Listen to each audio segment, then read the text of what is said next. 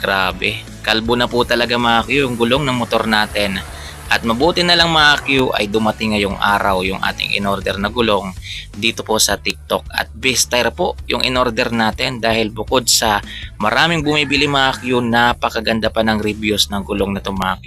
At higit sa lahat, ito po yung gamit ng mga motovlogger kagaya na lang ng aking idol na si Reed mga Q.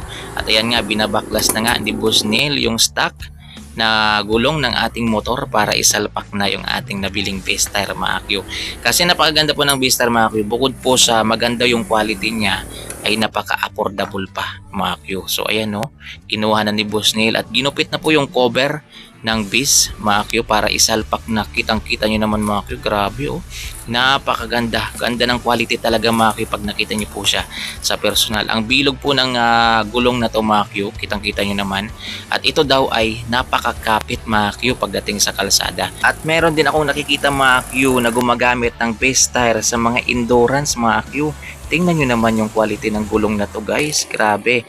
Hindi mo akakalain mga Q na 888 pesos lang po yan sa ganyang quality. At ayan po, naisalpak na natin sa ating Honda Click at susubukan na natin ang ganda nito pagdating sa kalsada mga Q. Ayan, so gamit ko ngayon mga Q yung base tire mga Q.